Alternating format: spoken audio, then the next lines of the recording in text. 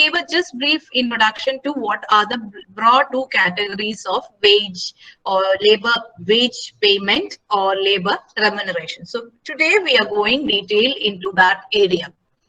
So as I said in yesterday's class, there are two broad ways for making payments to the labor expenses.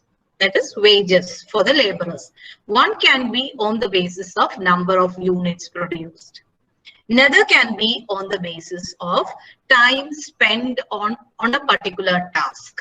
How many hours you had spent for making a particular product. Likewise, so one is time, output. So there are two ways within which labor remuneration can be computed. It's very important. Listen to me very carefully.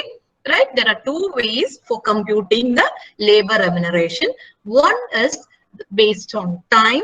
Another one is based on the units produced. So when I'm talking about time, it is called as remuneration on the basis of, I put here as first, okay? Remuneration on the basis of time or time rate system. That's the first one, time rate system. Then the second one is remuneration on the basis of results. That's what I said, number of units produced or the work, total output. So that is otherwise called as piece rate system. Piece rate, how many pieces, how many units? So it is piece rate system. So there are broadly two methods for deciding on labor remuneration. One is based on time. That's called as time rate system. Another one is piece rate system. Listen to me very carefully. At the end, I will ask you to summarize it. Okay. So today, in today's class, we are going to discuss about the time rate system.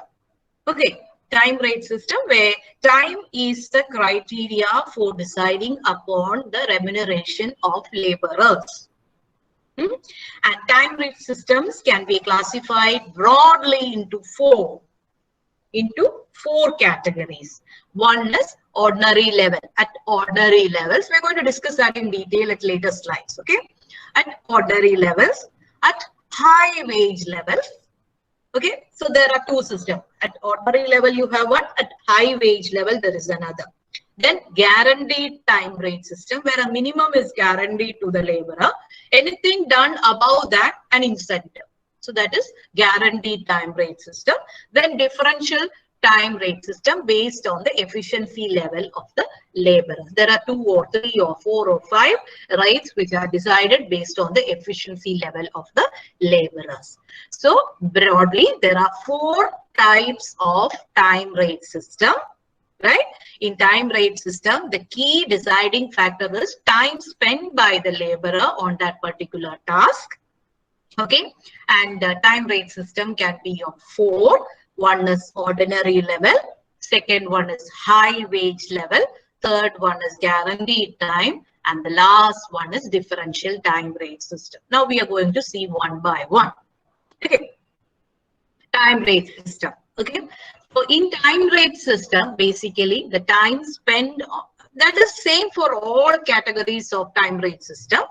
Time spent on the job is the basic component in deciding the wages. So wages is equal to time worked into rate of wages. What is the rate per hour? Like a rate per week. So that would be the criteria. That would be the component for. So time worked into rate of wages. Total time worked into rate of wages. Rate per hour. Normally it is expressed as rate per hour. And time work normally it is expressed in hours. So time worked into rate of wages. This system I have put as a point. This system is very useful when the quality of the output is very important. Say for example, yesterday I was talking about the example of jewelry making. Some categories within the jewelry making, in some category, it is not compulsory. One second.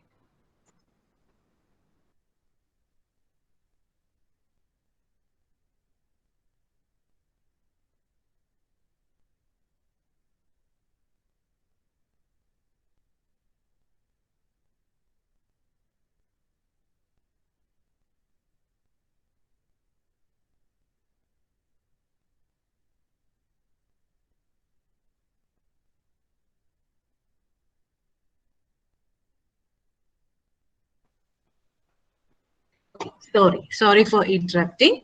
So what I was trying to say is, am I audible?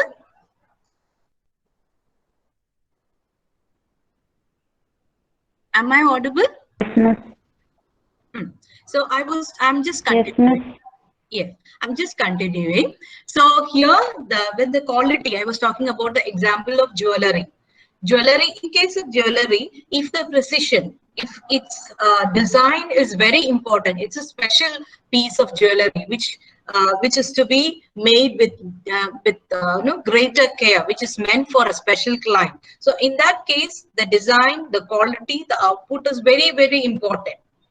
So there, maybe the goldsmith or the person who is designing the jewelry and making the jewelry is considered with the kind of time he has taken for making that.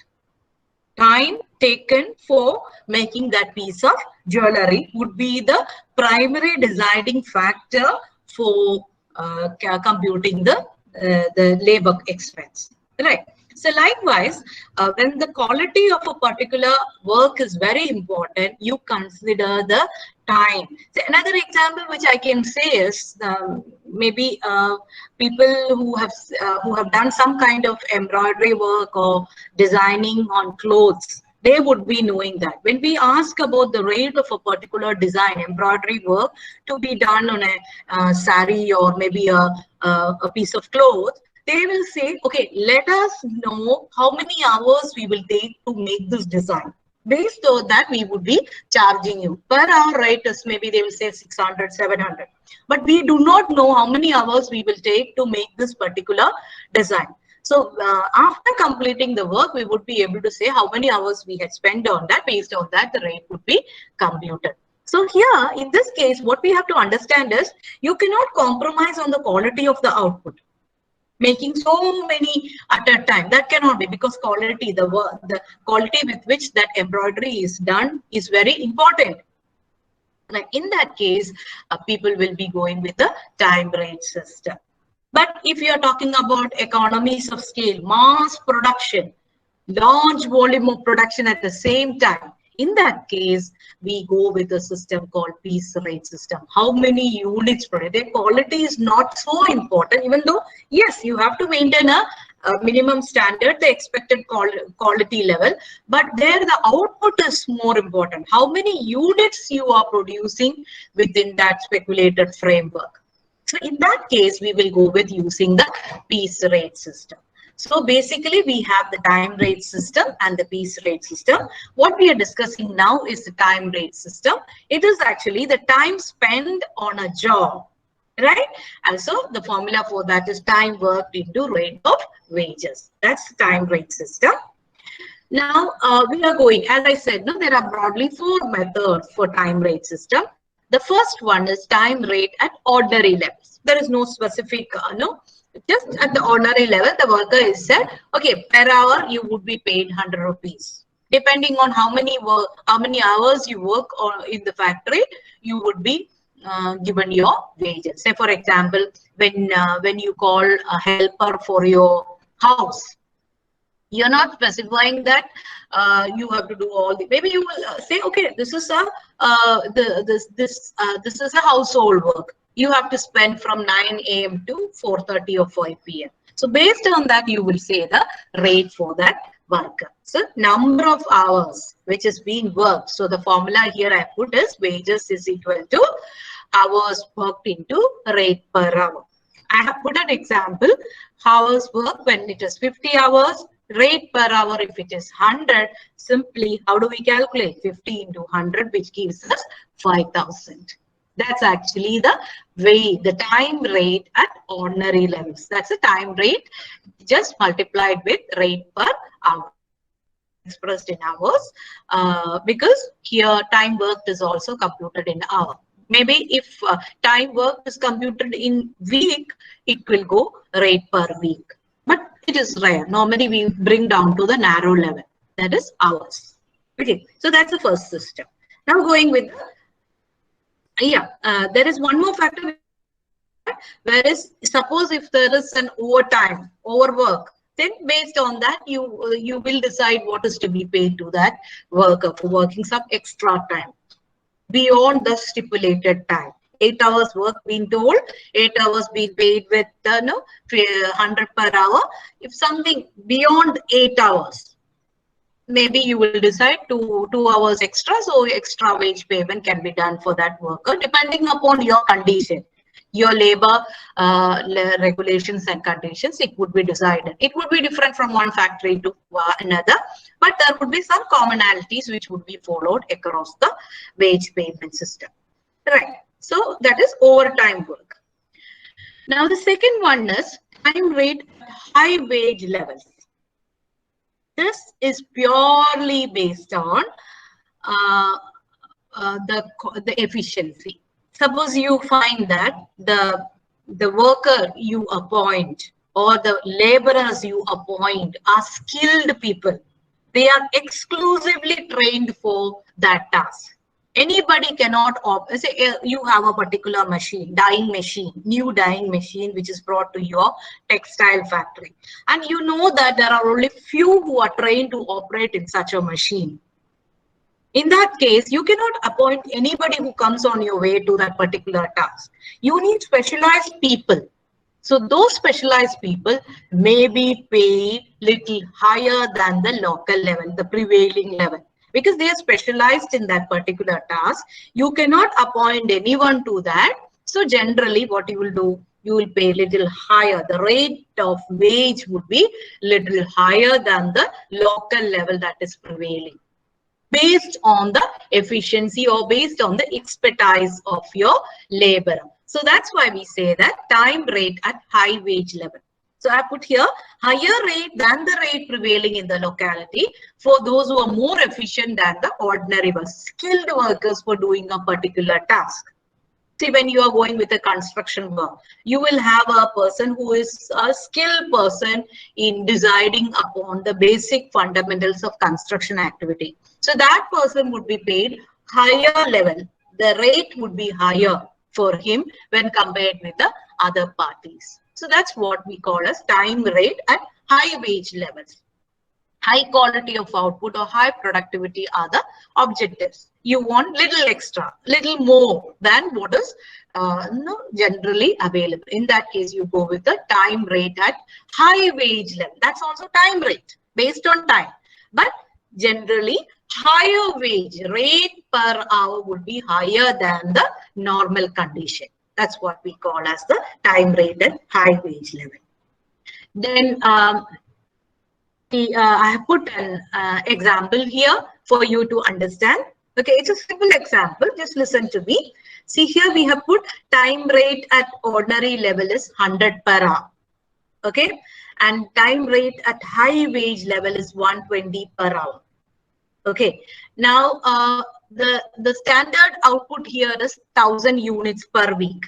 Okay, this you are measuring on the efficiency of the laborer based on the number of units produced, based on the output the laborer is creating.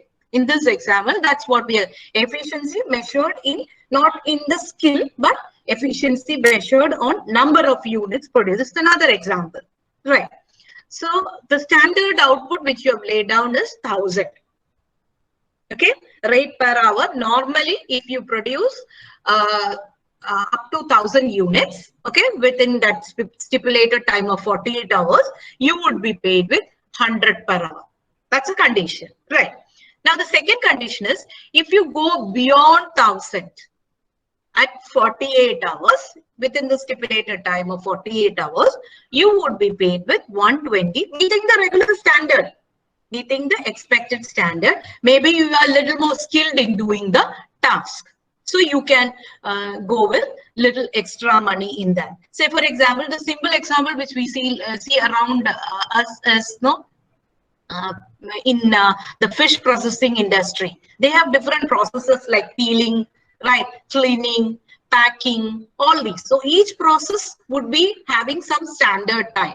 So they fix that if you are able to cross that, the minimum standard expected need to be kept. But output, if the output you produce cross that level, you might be given with some extra amount. So same wise, here the time rate at high wage level is 120 per hour. So in our case, there are two workers A and B. So A actually produce 850 units per week for the stipulated time of 48 hours. A was able to produce 850 units for a week with 48 hours. Okay. Whereas B was able to produce 1,100 units for the same time. So we know that B is a little more efficient. The work is accepted. It meets the standard. All these conditions we lay at standard one. The work is good. The work is accepted. But both of them, B became more efficient by producing 1,100. Now, under this system, definitely, see if we just compare, 1,000 was the expected one. Actual output of A is 850. So he had been able to perform only up to 85%. How did I find out? 850 by 1,000. It's 85% of what is expected. He was do only that, right? So generally, in time rate at high wage level, this worker would be paid with 100 per hour. That is 48 into 100, 4,800. I will just show the working also. 48 into 100, 4,800. But when we are talking about B actually performed at 110%. More than what is expected. We produce 100 units more than what is expected.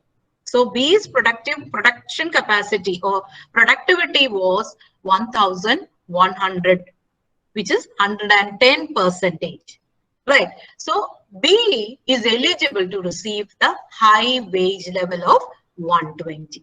So for him, it would be 120 into 40. That's all about the time rate at high wage. This can be based on output.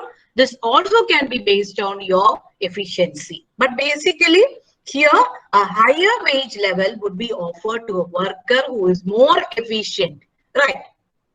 So as I have worked out, its efficiency level 850 by 1,000, which is 85%. That's ordinary level. So he would be paid with 48 into 100, that is 4,800. Right.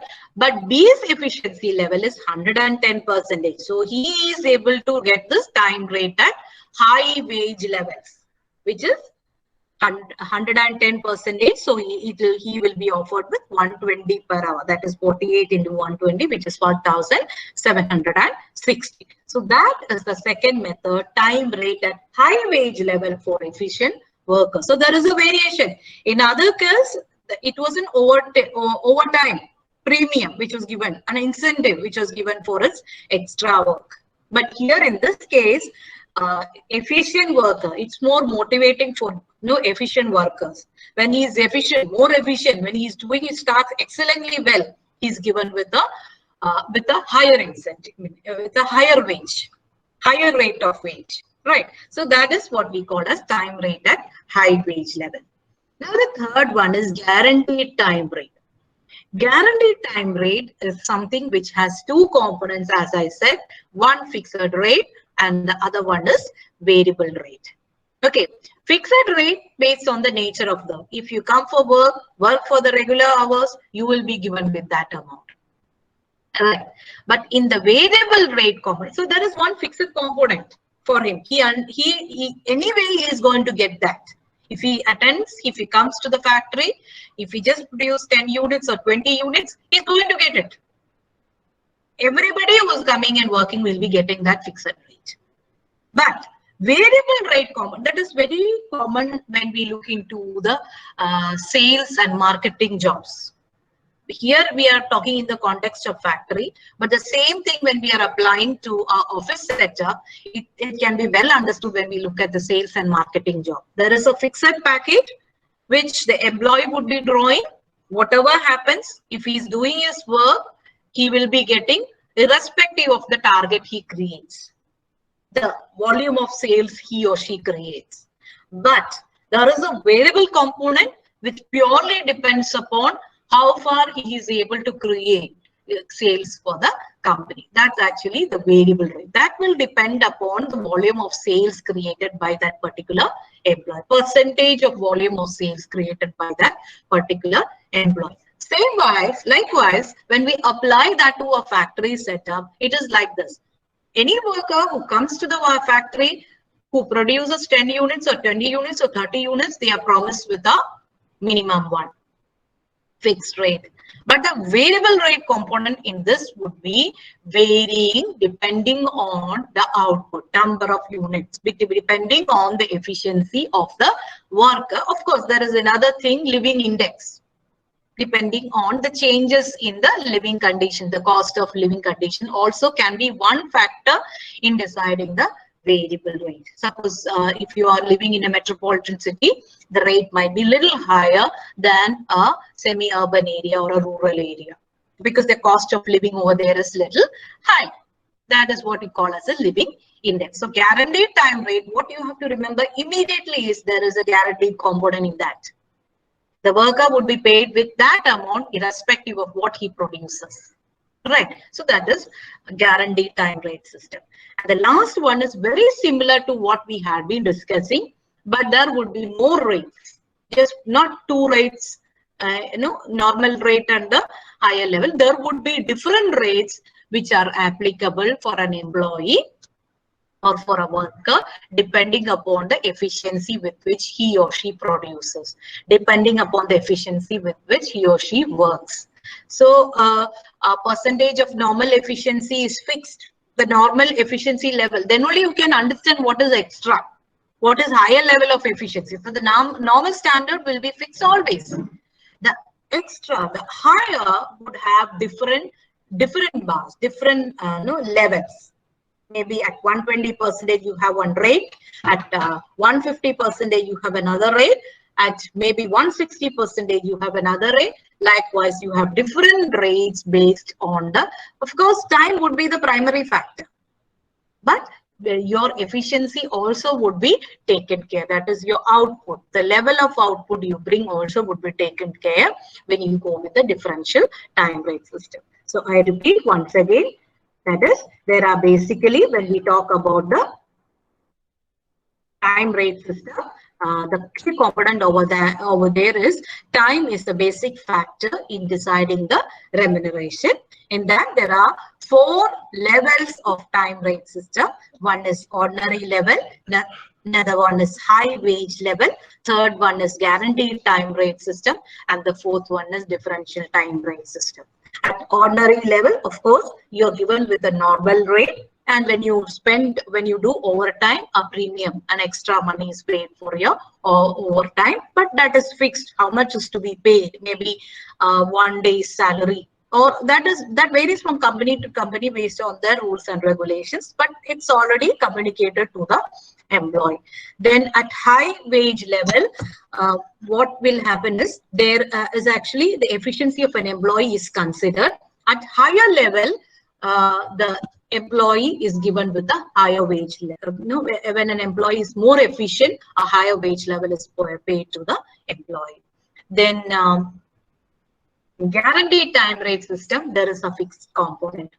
Whatever happens, okay, in the normal condition, if the employee works on the stipulated time, there that time rate is guaranteed for him. That rate is guaranteed for him for that stipulate, like 8 hours. If you work for 8 hours in a day, you are given with that rate. That's a guaranteed.